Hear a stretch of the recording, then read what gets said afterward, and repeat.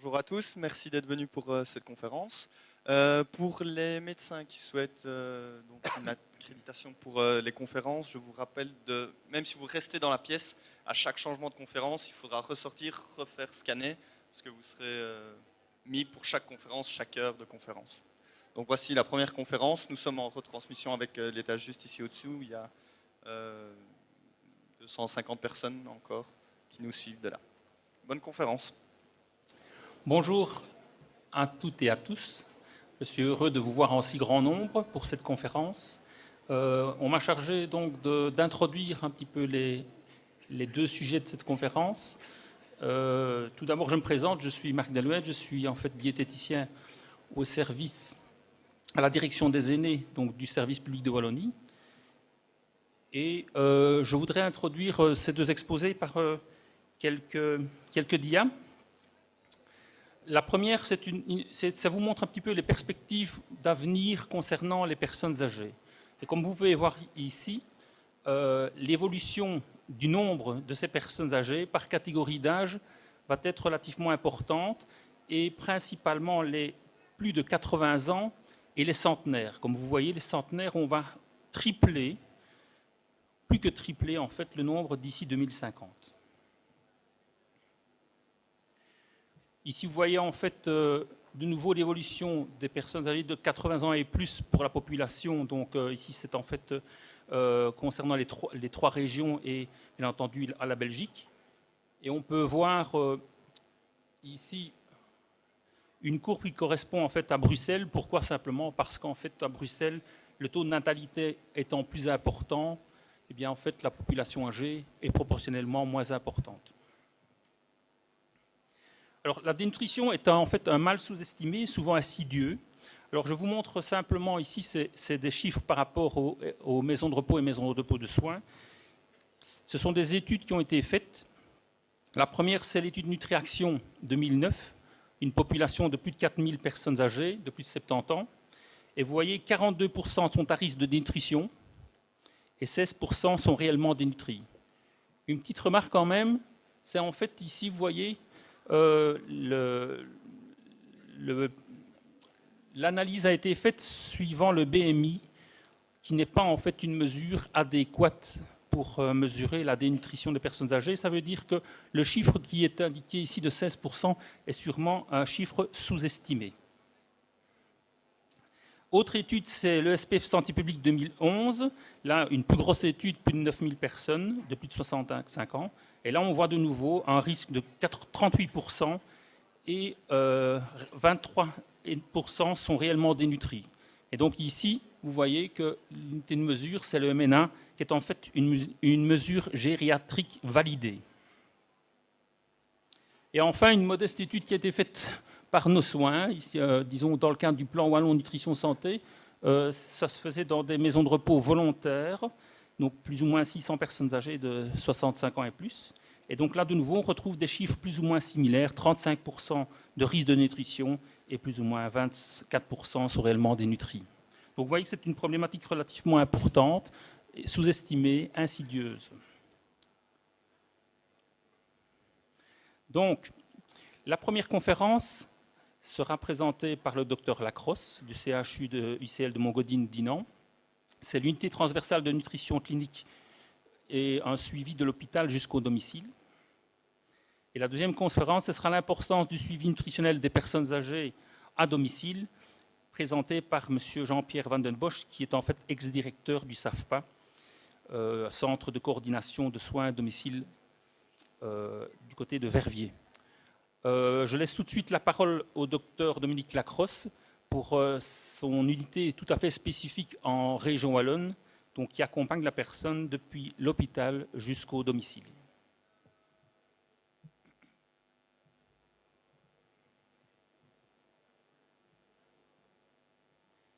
Bien, bonjour à tous. Je tenais tout d'abord à remercier les organisateurs de nous avoir invités et présenter notre travail d'unité transversale de nutrition. Alors c'est quoi une UTN? C'est quoi cette drôle de bête? C'est une unité d'abord parce qu'elle va rassembler des gens qui ont un seul et même objectif, qui est l'optimalisation du soin nutritionnel en milieu hospitalier.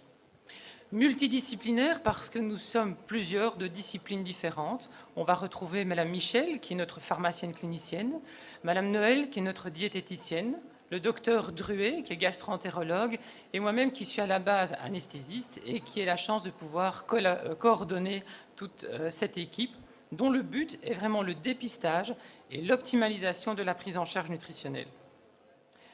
Je voulais commencer l'exposé par une vignette clinique et vous montrer qu'on ne va pas parler de rareté, mais de choses qui sont très fréquentes et malheureusement trop peu souvent mises en évidence. Ce n'est pas une vignette clinique que j'ai inventée, c'est une vignette clinique de la vraie vie à un patient de 82 ans qui arrive chez nous en salle d'urgence avec une suspicion de perforation du cécum. Et il va être devoir opérer le jour même. Et lorsqu'il arrive à l'hôpital, il a déjà perdu 14% de sa masse corporelle. Il pèse encore 59,4 kg. Directement au post-opératoire, son tube digestif n'étant pas fonctionnel, on va l'alimenter par voie veineuse. Il va avoir une alimentation parentérale et puis on le réalimente et on passe à une alimentation orale qui sera supplémentée. Malheureusement, les choses se compliquent. L'anatomie pathologique nous montre que ce patient est porteur d'un cancer. Un cancer qui est assez important avec des métastases et une carcinose péritonéale. Il y a alors une discussion multidisciplinaire qui se pose. On est face à un patient de 82 ans. Qu'est-ce qu'on fait? Patient avec un excellent état général. On décide alors de débuter une chimiothérapie pour être complet de type Folfox. Les choses se compliquent à nouveau durant la chimiothérapie. Notre patient gériatrique va péjorer sa perte de poids et va aggraver sa perte d'appétit. Vous voyez qu'il va perdre en plus 9,4 kg. Il arrive à 50 kg. Et il ne mange plus que 20% de ce qu'il mangeait de façon usuelle. On décide dès lors, mi-octobre, de lui placer une microsonde nasogastrique et de débuter une alimentation entérale de complément. Au fur et à mesure des suivis, cette alimentation de complément va devenir exclusive.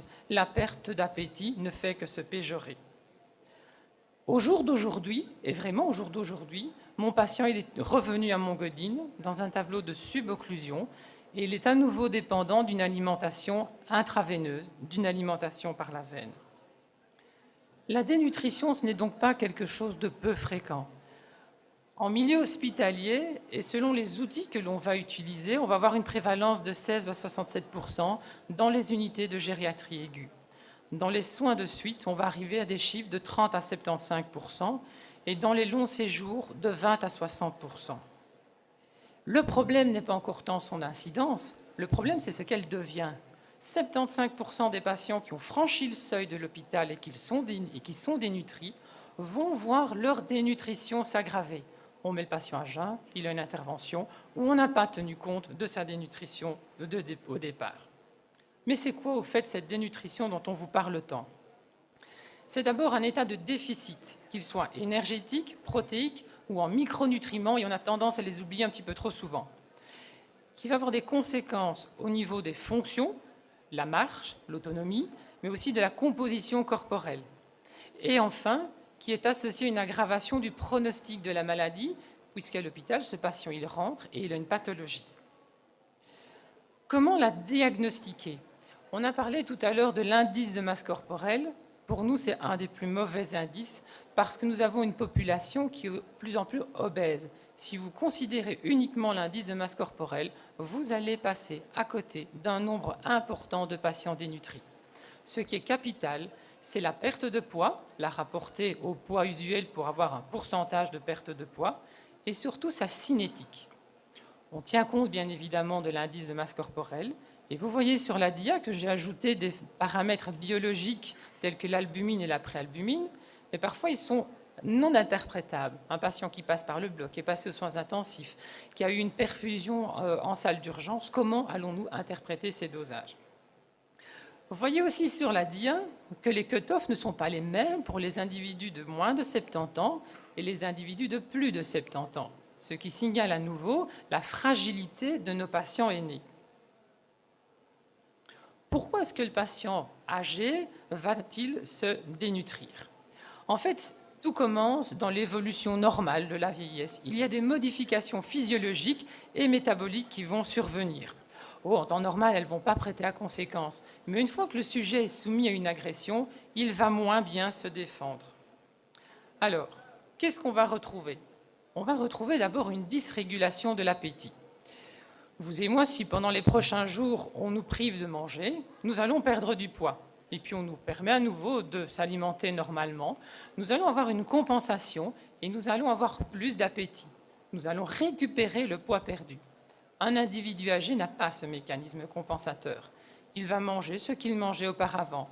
Et la perte de poids qui était provisoire, elle devient définitive. Vous avez des modifications du goût qui peuvent être liées aussi aux médications. Des modifications de la dentition, avec des dents qui sont manquantes, des dents qui sont déchaussées, qui balancent. Un individu qui commence à avoir difficile à mastiquer, qui va mettre de côté la viande et puis les aliments un peu plus fibreux et qui diminue tout doucement sa ration alimentaire. Vous avez une modification des fonctions digestives, que ce soit au niveau de l'estomac, avec une diminution des cellules qui sécrètent l'acide, un ralentissement de la vidange de cet estomac, un ralentissement des phénomènes de digestion et d'absorption.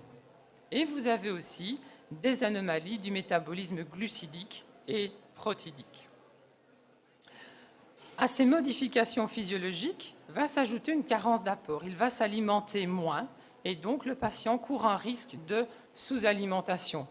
D'abord parce qu'il y a ce problème de dysrégulation, mais aussi parce qu'il y a toute une série d'événements qui vont arriver dans sa vie. Une modification de l'environnement, la solitude. Il se retrouve seul à la maison, le conjoint vient de décéder, les enfants sont loin. Eh bien, il y avait une étude qui avait montré que les patients qui étaient isolés avaient une incidence de la dénutrition qui était plus importante que les patients qui vivaient en couple ou qui étaient encadrés. Une modification des capacités physiques. Imaginez le patient parkinsonien avec un tremblement important devoir préparer un repas. Ça devient un challenge.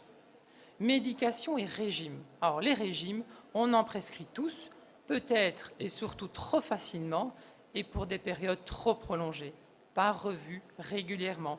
Et donc on a des patients de 80 ans qui ont un pauvre en résidu ou sans sel, sans sucre. Donc qu'est-ce qu'il reste dans leur assiette? Et puis il y a des craintes et des tabous. Des craintes des patients de s'alimenter trop tard le soir ou de s'hydrater trop tard le soir. Je vais devoir aller aux toilettes, docteur, la nuit, ça j'ai pas envie. Ou des tabous. Oh, le patient âgé, il n'a pas besoin de tout ça. Hein. Il reste dans son fauteuil, on n'a pas besoin de lui donner autant de calories. Et au final, on enfonce le clou avec la pathologie qui va apparaître et qui amène le patient à l'hôpital et qui fait que notre patient, il arrive dans un état hypercatabolique, médié par des cytokines inflammatoires. Et votre patient, il va commencer à mobiliser le peu de réserves qui lui restait. Et donc, arrive la dénutrition avec son cortège de complications. Parce que ça va compliquer l'histoire. Tout d'abord, l'histoire générale. On va voir apparaître une perte d'autonomie de notre patient. Vous avez une diminution de la masse et de la force musculaire. C'est surtout ça qui se cache derrière la perte de poids et qui nous inquiète. Donc notre patient a une activité physique qui va diminuer, les troubles de la marche apparaissent, le risque de chute augmente, avec évidemment le risque de fracture du col du fémur. Deuxièmement, un patient dénutri est un patient beaucoup plus sensible aux troubles immunitaires et donc aux complications infectieuses. S'installe alors un cercle vicieux. Mon patient dénutri a une complication infectieuse qui à nouveau le met dans un état d'hypercatabolisme qui à nouveau favorise la dénutrition.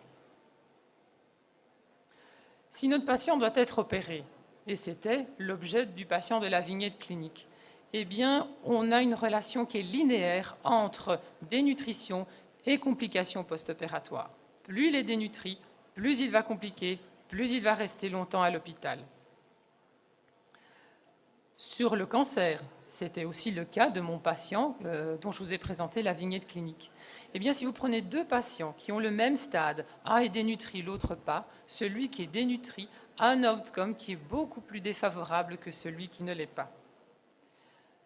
En termes de BPC aussi, des bronchites chroniques, l'impact est important. Ce sont des patients qui ont une moindre qualité de vie. Ce sont des patients qui vont venir avec des complications infectieuses plus fréquentes, plus de séjours hospitaliers et donc des coûts de santé qui sont nettement plus importants. C'est pourquoi au jour d'aujourd'hui, les pneumologues ont introduit l'indice de masse corporelle dans leurs critères. pour être complet aussi, l'insuffisance cardiaque, même topo. On retrouve la perte de poids comme un paramètre important, c'est même le paramètre le plus important au niveau de la prédiction du risque de décès. La question qui se pose alors, c'est de savoir si la dénutrition, c'est une fatalité. On sait qu'elle est importante, qu'elle a des complications, mais est-ce qu'on doit simplement la regarder ou est-ce que l'on peut entamer une action qui va nous permettre de corriger cette dénutrition et de diminuer son cortège de complications?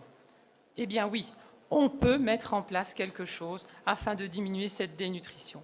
Mais il y a un prérequis qui est de pouvoir dire qui est dénutri et qui ne l'est pas, c'est-à-dire de dépister, et ça, c'est ce qui pose encore problème à l'heure actuelle.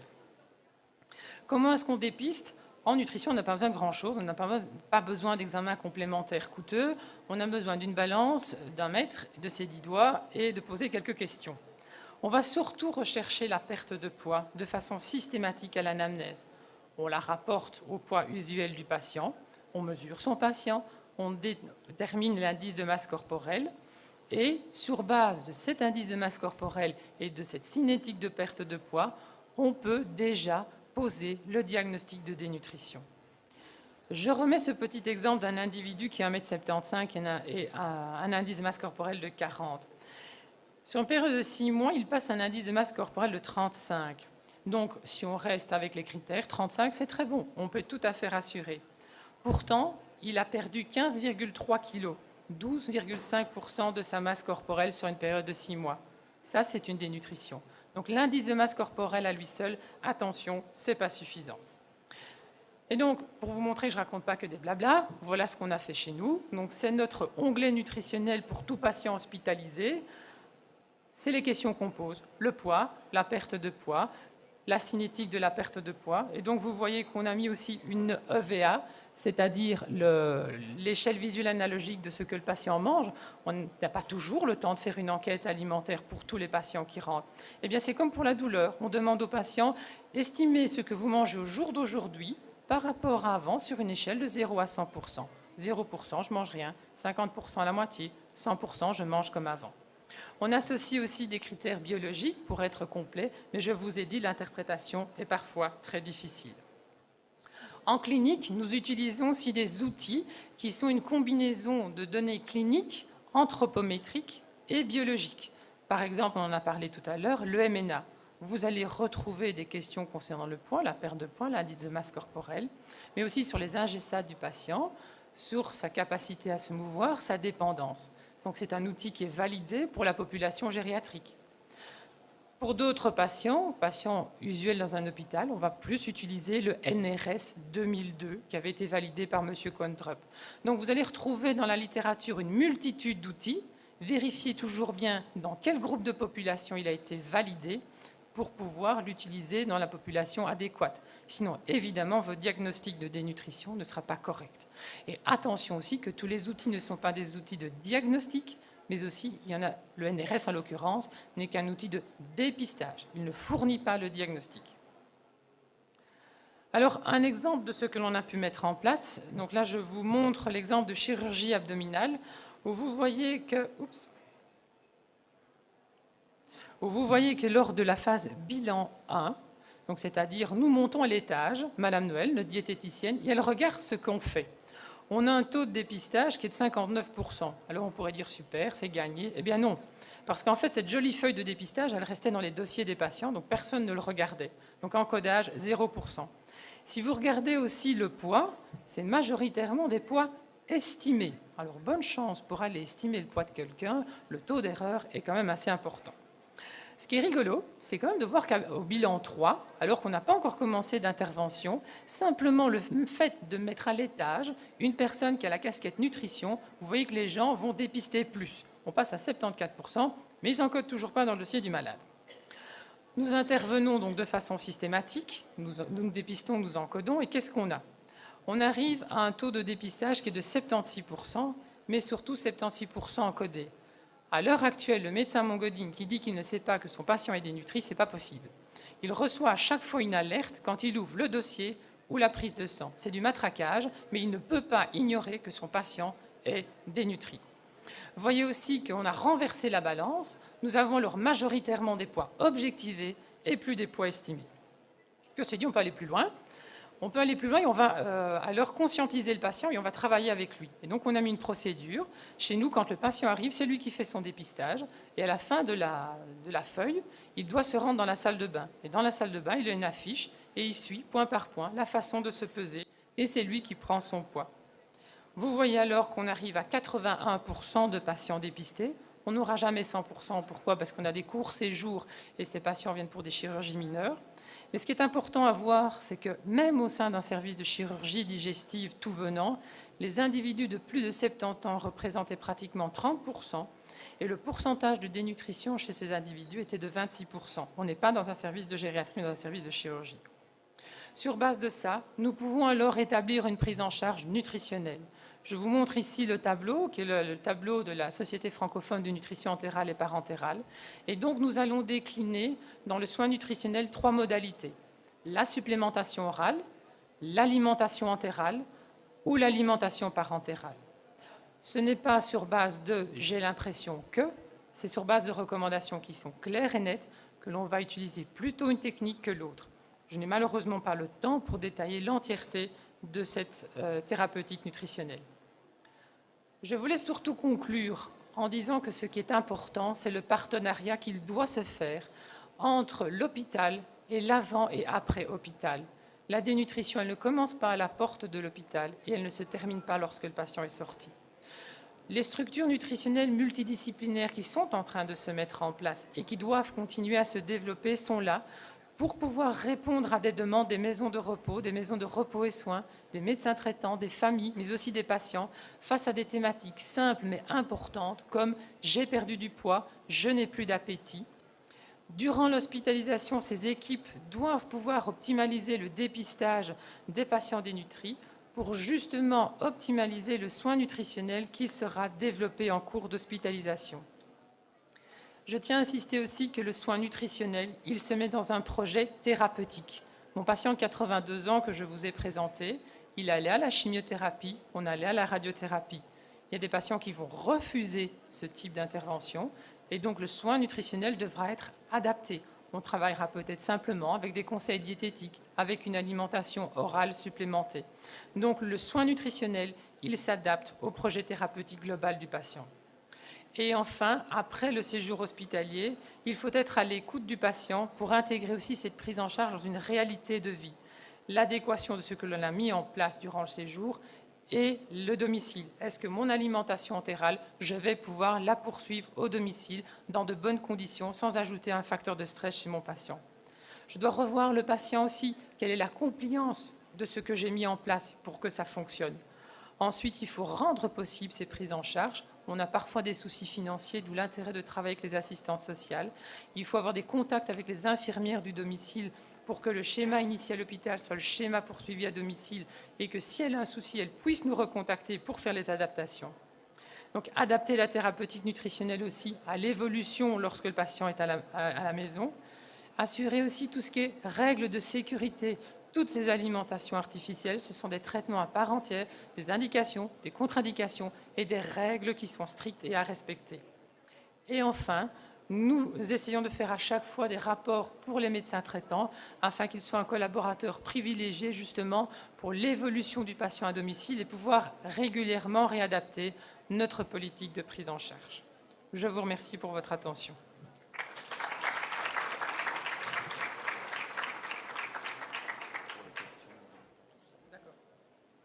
Merci beaucoup pour cette présentation. Juste un point de logistique de nouveau.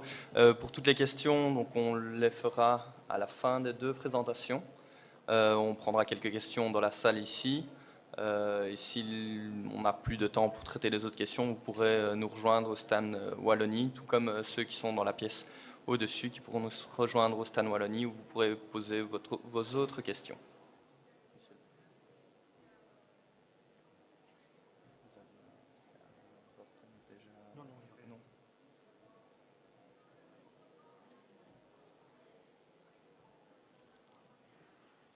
Bon, mesdames, messieurs, bonjour. Alors, première précision, je ne suis absolument pas diététicien, ni nutritionniste. si je suis là aujourd'hui, c'est pour répondre à la demande qui m'a été faite, de vous faire part de mon expérience dans le domaine social depuis plus de 30 années maintenant, notamment comme directeur de maison de repos, mais aussi de services de soins et d'aide à domicile pour personnes âgées, mais également aussi comme expert dans la formation d'étudiants en postgraduat en gérontologie. Je suis là surtout pour expliquer pourquoi je suis convaincu que l'alimentation est extrêmement importante pour les personnes âgées et que collaborer avec des professionnels tels que des diététiciennes est une source inestimable pour toute personne s'occupant de personnes âgées. Je vais surtout vous faire part de ma dernière expérience depuis 9 ans dans un service d'aide aux familles et aux personnes âgées, de mon constat de nombreuses situations de personnes âgées dénutries ou mal alimentées à leur domicile et de l'aide précieuse prodiguée par les aides familiales grâce à leur formation reçue par des diététiciennes.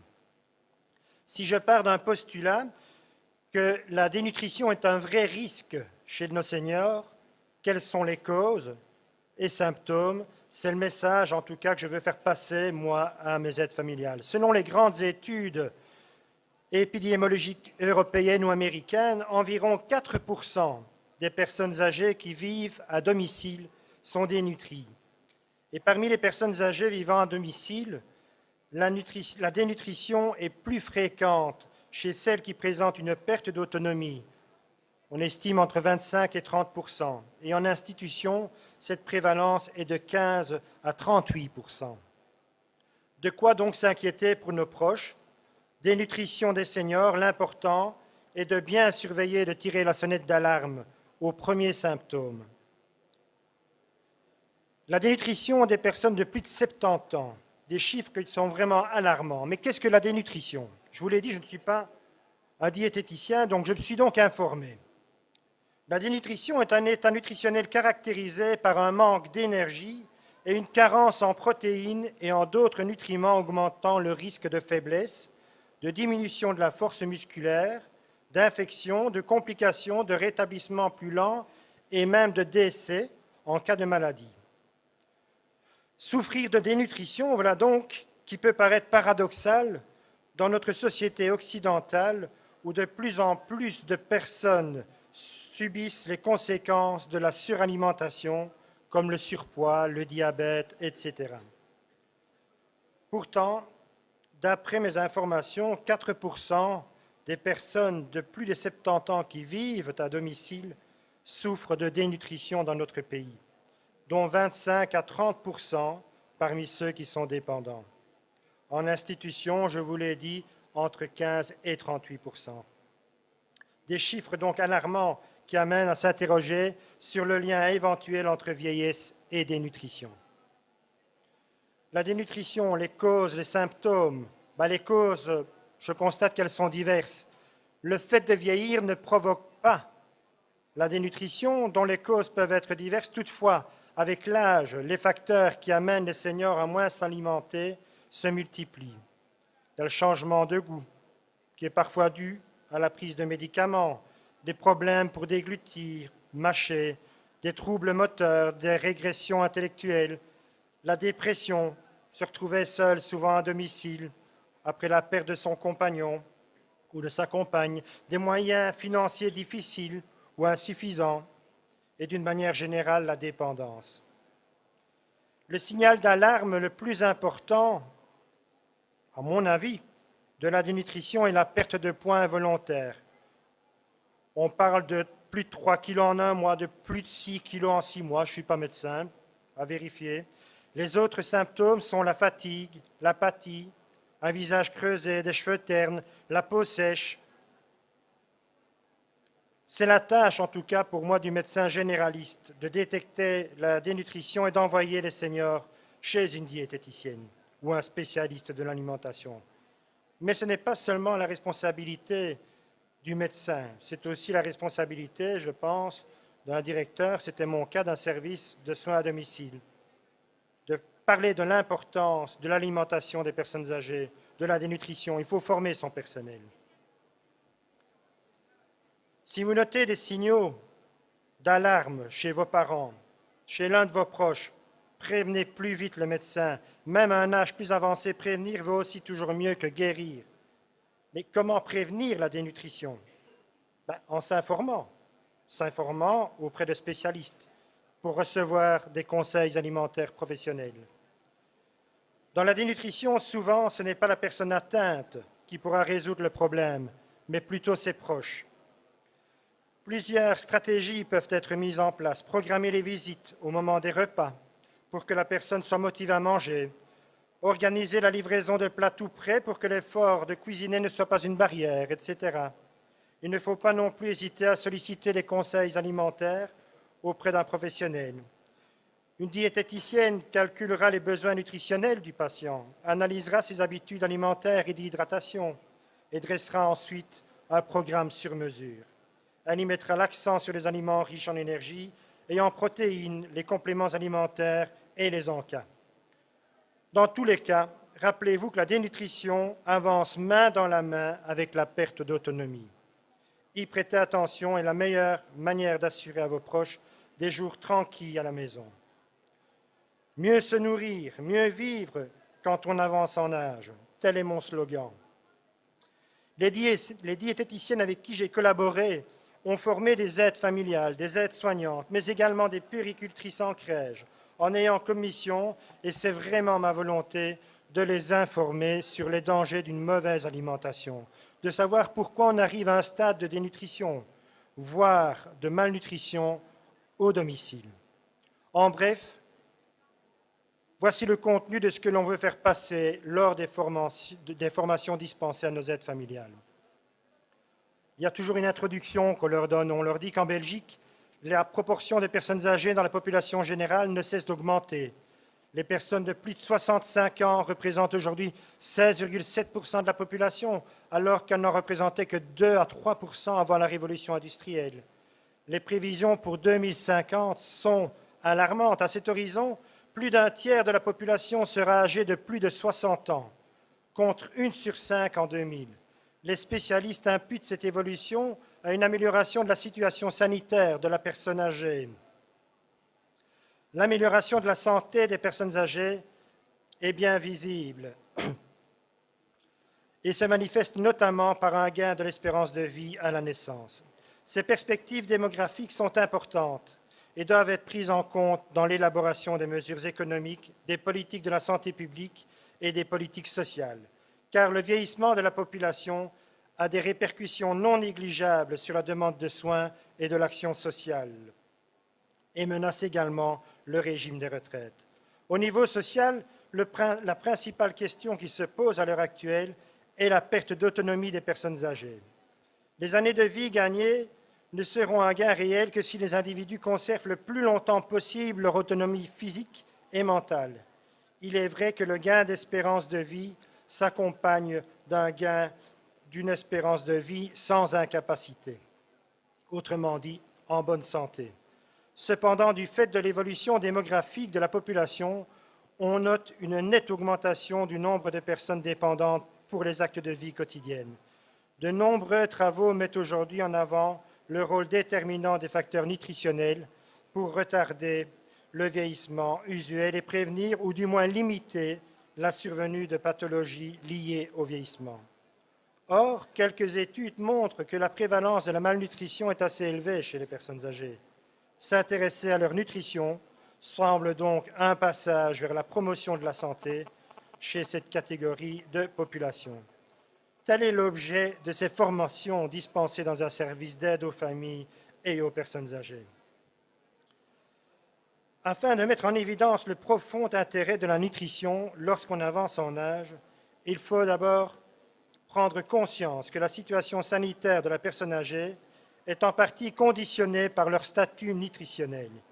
Il apparaît alors important de réaliser un état de lieu de la situation nutritionnelle des individus âgés, puis de comparer cette situation aux véritables besoins des personnes vieillissantes, pour s'évertuer ensuite à trouver une stratégie permettant de lutter contre les problèmes nutritionnels rencontrés.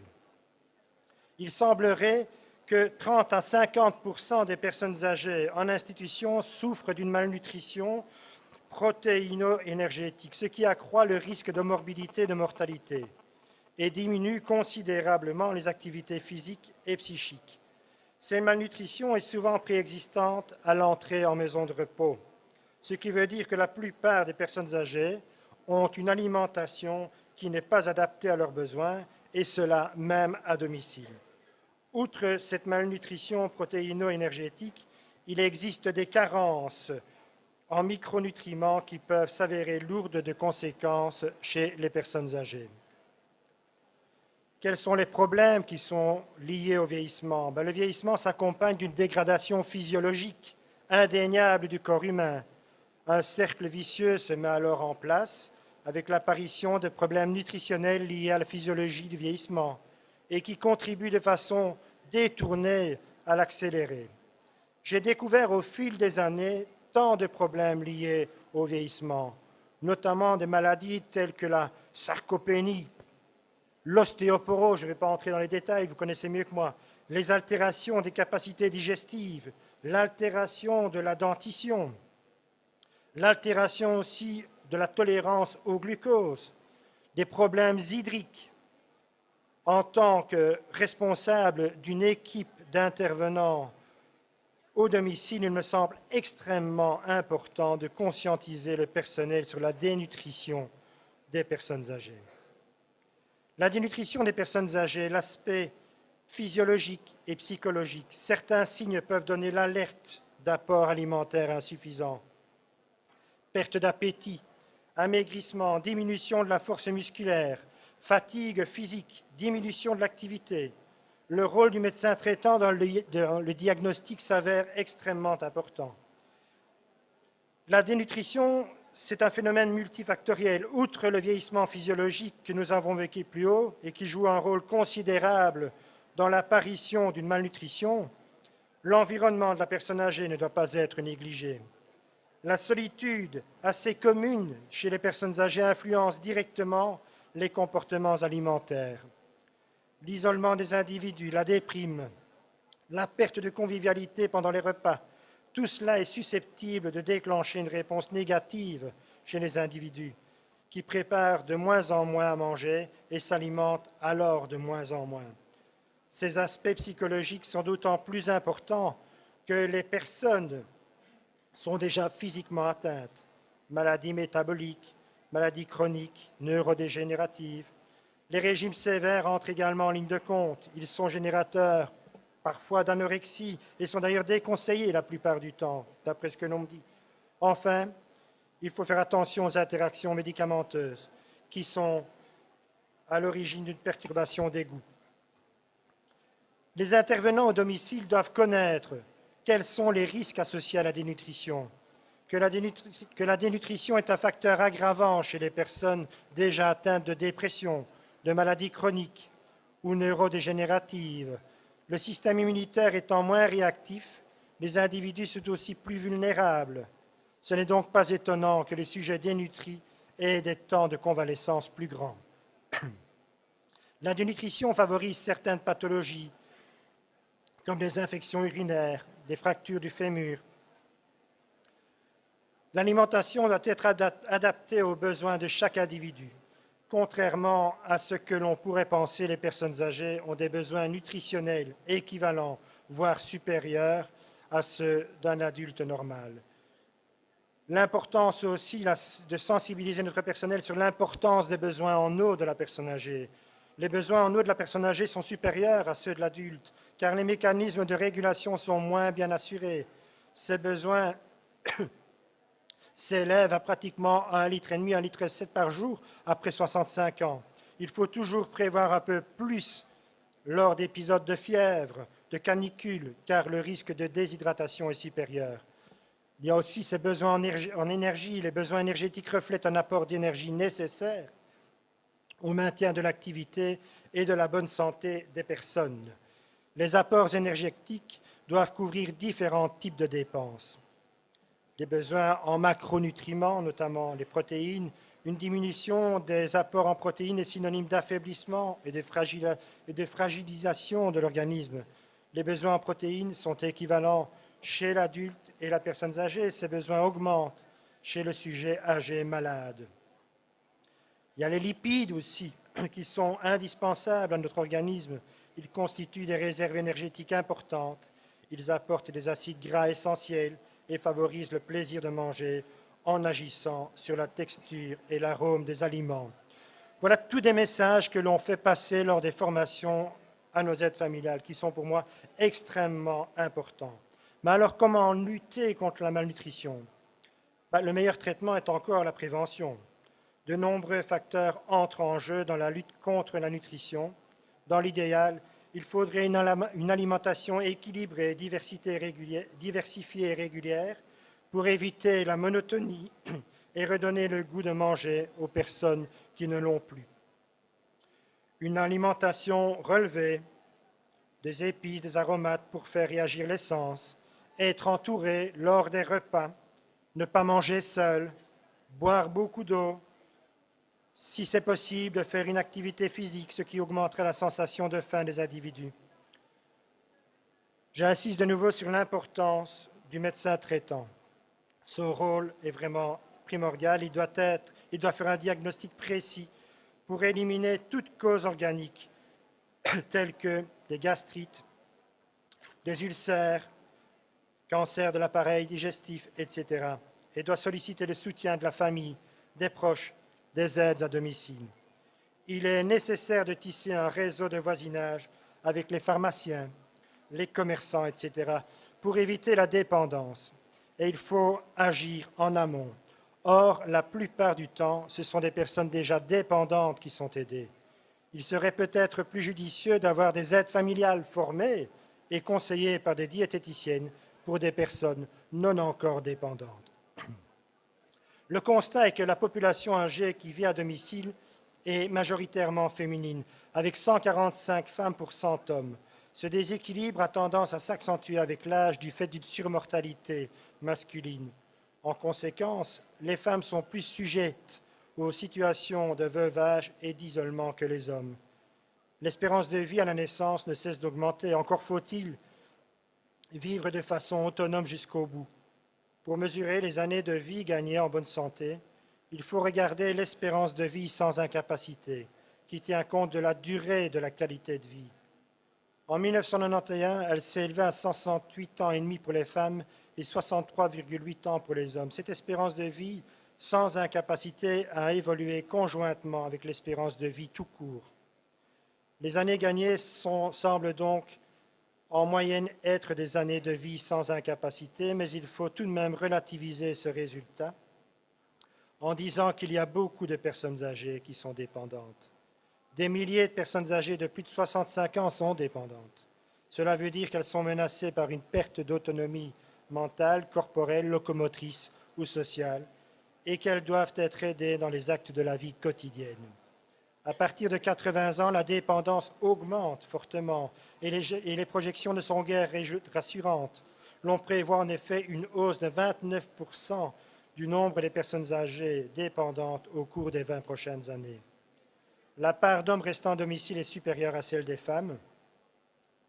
Si l'on ne prend en compte que les personnes de plus de 85 ans, on est étonné de voir que 3 personnes sur 4 vivent encore à domicile, et la proportion d'hommes restant à domicile étant de 85,2% contre 73% chez les femmes. Cela s'explique par l'amélioration des conditions de santé et de développement de certains services de proximité qui permettent aux personnes âgées de vivre de façon autonome à domicile et de retarder l'entrée en institution. La vie à domicile est souvent synonyme de solitude. En effet, plus d'une personne sur 3 de plus de 75 ans vit seule et cette proportion augmente avec l'âge. On passe de 35% avant 79 ans à 40% après 80 ans.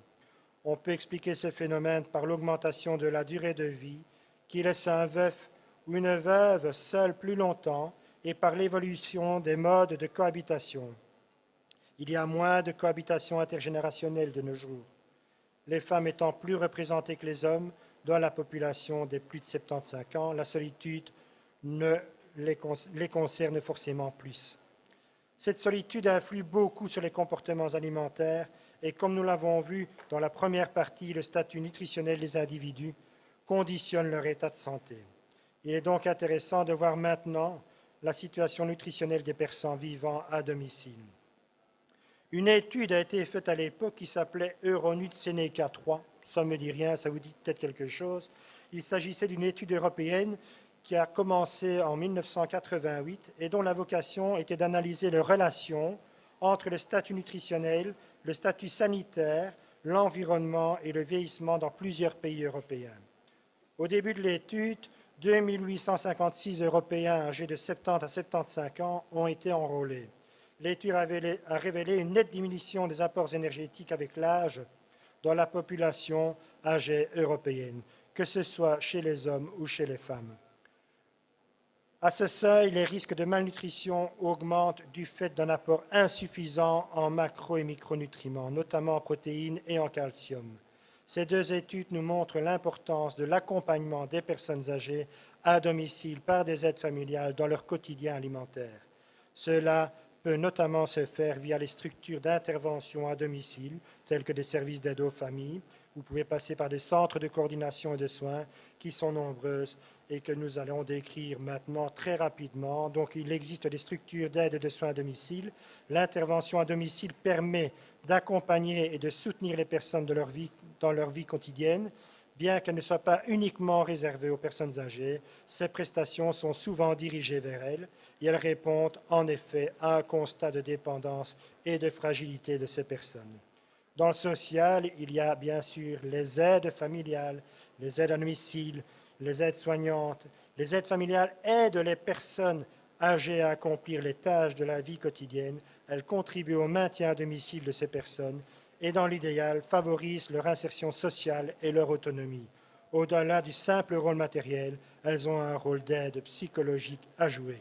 Je les remercie du fond du cœur pour le travail qu'elles accomplissent tous les jours. Un grand merci aux professionnels de l'alimentation tels que les diététiciennes. N'hésitez pas à passer par elles. Elles sont à votre portée, elles sont là à l'écoute et elles sont prêtes à former les membres de votre personnel. Je vous remercie pour votre attention.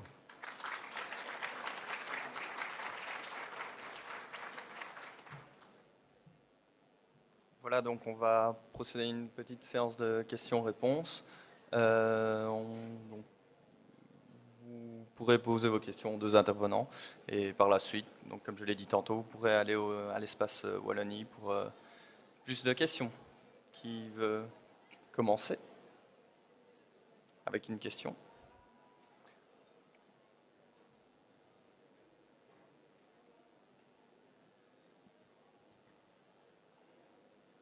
Bonjour tout le monde.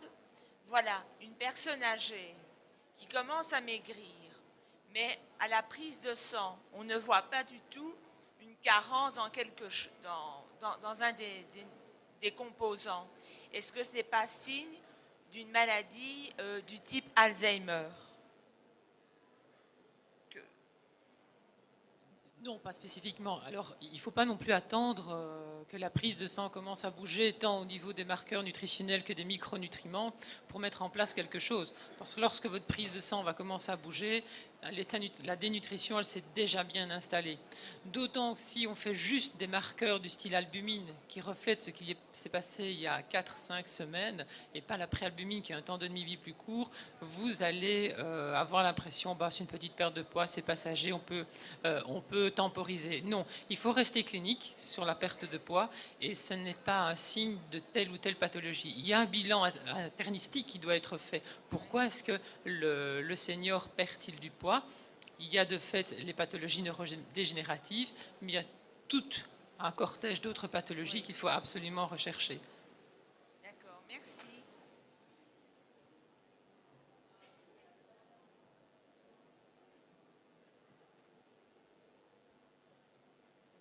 Cette échelle de dénutrition dont vous parlez, le MNA, on peut la trouver sur Internet ou...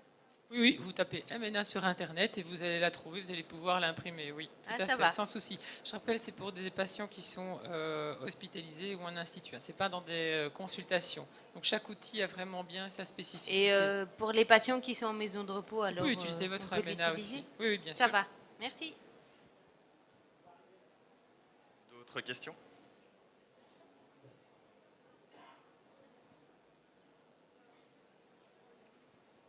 Bonjour, je suis ergothérapeute à l'aide et soins à domicile à Liège.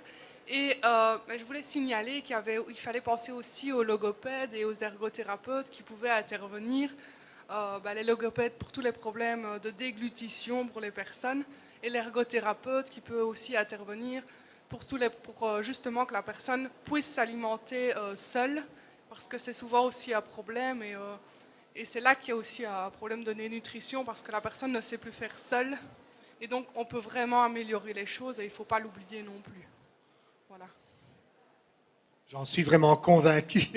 Et si j'en ai pas parlé, c'est simplement parce que, bon, voilà, j'ai parlé plus des aides familiales et des soins proches, mais c'est vrai qu'une logopède, entre autres, pour la déglutition, c'est primordial. Il suffit de regarder dans des maisons de repos, par exemple, telles que le Val d'Or à Liège, que je connais mieux, l'importance qui est donnée justement aux ergothérapeutes et aux logopèdes dans le suivi nutritionnel des personnes âgées, elle est énorme. C'est une unité pratiquement complète, rien que pour elle. Tout à fait. D'autant que les troubles de la déglutition, parfois, ils passent un petit peu inaperçus, ou alors ils peuvent apparaître au cours d'une hospitalisation, et puis le patient rentre au domicile, et c'est vraiment été mis au second plan. Il y a aussi des échelles de diagnostic de ces troubles de la déglutition, quelques questions qu'on peut poser pour rapidement leur mettre en évidence, et comme vous le dites, commencer une rééducation avec vous en logopédie, adapter les textures, et faire en sorte que cette dénutrition ne s'installe pas non plus trop rapidement.